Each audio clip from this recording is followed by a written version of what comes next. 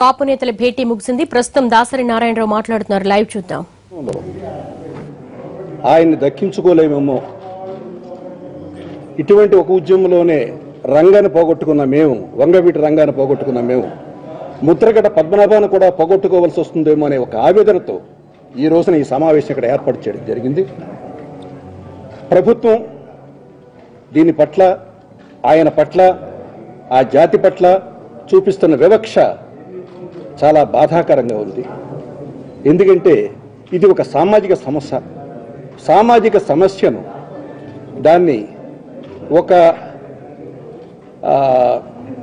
Terrorist సమస్యగా దీన్ని భావించి ప్రభుత్వం తీసుకుంటున్న విధానం, మీడియాని కట్ చేసి ఎవరు కాపు సోదరులు, కాపు సోదరిమణులు ఎవరు బయటకు వచ్చినా వాళ్ళని అరెస్టులు చేయడం, సాయంకాలం వరకు పోలీస్ స్టేషన్లో పెట్టడం, పోలీస్ స్టేషన్లో మాట్లాడడానికి అవకాశం లేకుండా జామర్లు పెట్టడం, ముద్రగడ పద్మనాభం గారితో మాట్లాడడానికి లేకుండా హాస్పిటల్లో జామర్లు పెట్టడం, ఇది ఎక్కడ?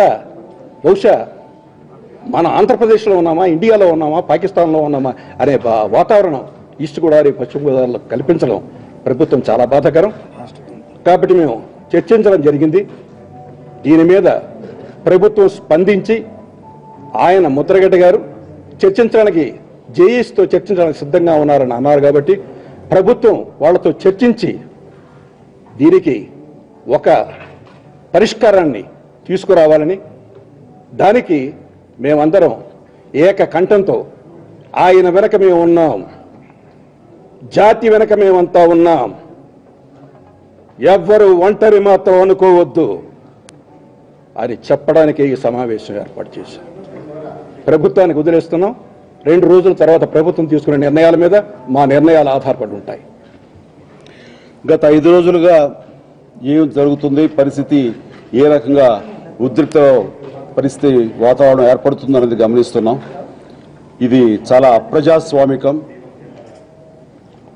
దీక్ష కూర్చున్న 2 గంటల లోపలే ఆయన ఇంటి తలుపులు పగలగొట్టి ఆయన నిర్బంధించి ఆ రకంగా ఆయన్ని ఒక అయోమయ పరిస్థితి అంతటా కలగజేయటం, అది ఆయన్ని మహిళల పట్ల చాలా అసభ్యంగా, అమానుషంగా ప్రవర్తించటం, ముఖ్యంగా వారి కుటుంబ సభ్యులు, వారి బిడ్డ అయితేనేమి, వారి కోడలు, భార్య పట్ల చాలా వివక్షతోటి చాలా అమానుషంగా ప్రవర్తించడం అనేది ఇది చాలా హేయమైన చర్య. మేము చాలా తీవ్రంగా అందరం కలిసికట్టుగా దీన్ని గ్రహిస్తున్నాం. ఈ పరిస్థితులు రావడం చాలా దురదృష్టకరం. ఏమిటి ఇందులో ఆయన చేసిన ఎక్స్ట్రా డిమాండ్ ఏమిటి?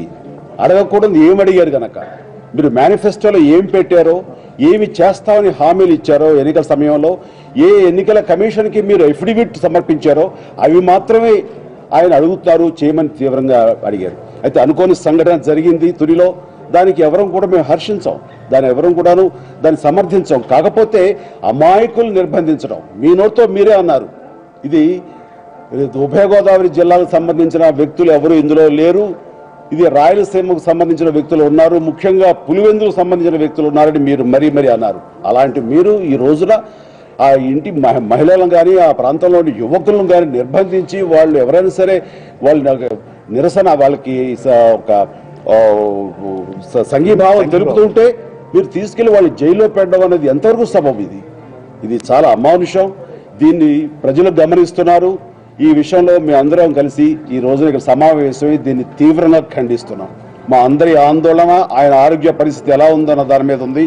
ఆయనకి ఏమైనా గనక జరగకూడదు జరిగి ఆయన పరిస్థితి, ఆరోగ్యం గనక తీవ్ర పరిణామాలు చోటు చేసుకుంటే మాత్రం ప్రభుత్వం ఆ విషయంలో మాత్రం ఏ జాప్యంగా ఉన్నా, ఏం జరుగుతుందిలే అనే ఒక రెక్లెస్నెస్తో ఉన్నా సరే తీవ్ర పరిణామాలు ఎదుర్కోవాల్సి వస్తుందని ఈ సందర్భంగా తెలియజేస్తున్నాం. అంతేకాదు, ఈ రోజున ఇప్పటికే ఈ ఉద్యమాన్ని సమర్థిస్తూ మాట్లాడే వాళ్ళ మీద ఏ రకంగా బురద జల్లించాలని ఇదే జాతికి చెందిన, ఇదే వర్గానికి చెందిన కాపు మంత్రుల్ని, కాపు నాయకుల్ని ఉపయోగించి ఒక్కొక్కరి మీద బురద జల్లించడానికి ప్రయత్నం చేస్తున్నారు. ఇది మంచి పద్ధతి కాదు.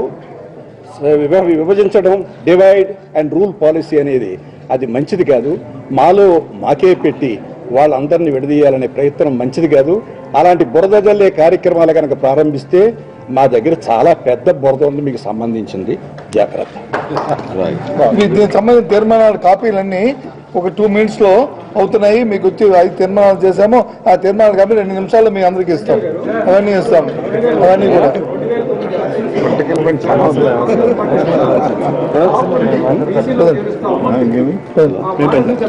ఇవన్నీ మాట తప్పినవి, మాట చెప్తూ జరుగుతున్న పరిణామాలు తెలుసు. ఎవరు మాట ఇచ్చారో ఎవరు చెప్తారో మరి హరి గారు ఏబిఎన్ సార్ మాకు అందరికి తెలుసు. దయచేసి సమస్య పట్ల సమస్య తీవ్రత పట్ల కడుపు బాధ జరుగుతున్న అవమానాన్ని ఇవాళ మాట్లాడుతున్నాం. దయచేసి అవన్నీ కూడా రాజకీయ కాదు. మీ ప్రశ్న ఏంటి సార్? మా పేరా చిరంజీవి గారు చెప్తారా? రాంబాబు గారికి జై కాపు జై కాపునాడు, జై కాపు జై Kapunadu. Okay okay okay okay నేను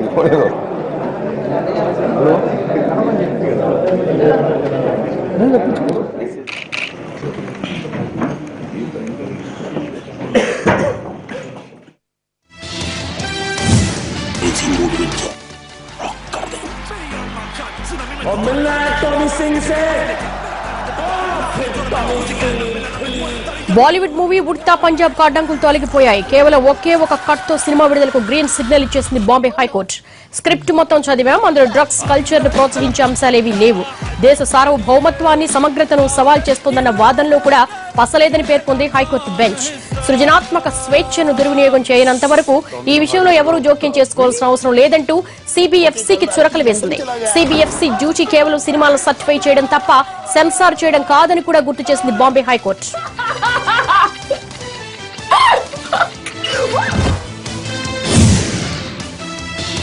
ఉడ్తా పంజాబ్ అన్న టైటిల్లో పంజాబ్ పేరును తీసేయాలన్న సెన్సార్ బోర్డు సూచనను కూడా వ్యతిరేకించింది బాంబే హైకోర్టు. టైటిల్లోని పంజాబ్ తో సహా సినిమాలో వాడిన ఏ ప్రాంతం పేరును తీయాల్సిన అవసరం లేదని స్పష్టం చేసింది. అంతకుముందు ఉడ్తా పంజాబ్ 89 కటింగ్స్ సూచించింది సెన్సార్ బోర్డు. దాదాపు 100 కటింగ్స్ వేసింది. దీంతో షాక్ అయిన నిర్మాత అనురాగ్ కశ్యప్ అన్ని కటింగ్స్ తో సినిమా రిలీజ్ చేయకుంటే ఏమవుతుందని ప్రశ్నించారు. తన మూవీలో అంత భయంకరమైన అభ్యంతరాలు లేవంటూ సెన్సార్ బోర్డు నిర్ణయాన్ని బాంబే హైకోర్టులో సవాల్ చేశారు. విచారణ జరిపి సినిమాకు గ్రీన్ సిగ్నల్ ఇవ్వడంతో పాటు సిబిఎఫ్సి విధుల విషయంలో కూడా క్లారిటీ ఇచ్చింది బెంచ్. जशनपुरा में जो हो रहा है उसका आइडिया है? अमृतसर का, तरन तारण का, पंजाब का है आइडिया आपको? 2 अलग-अलग ड्रग्स है जो सिर्फ प्रिस्क्रिप्शन पे बिकनी चाहिए, पर आप लोगों की मेहरबानी है कि बनाने वाले ये कॉकटेल बना भी रहे हैं और बेचने वाले खुलेआम बेच भी रहे हैं। सारे गबरू तो सुइयां लगा के टाइट है मैडम, अब लेडीज को कुछ करना पड़ेगा ना।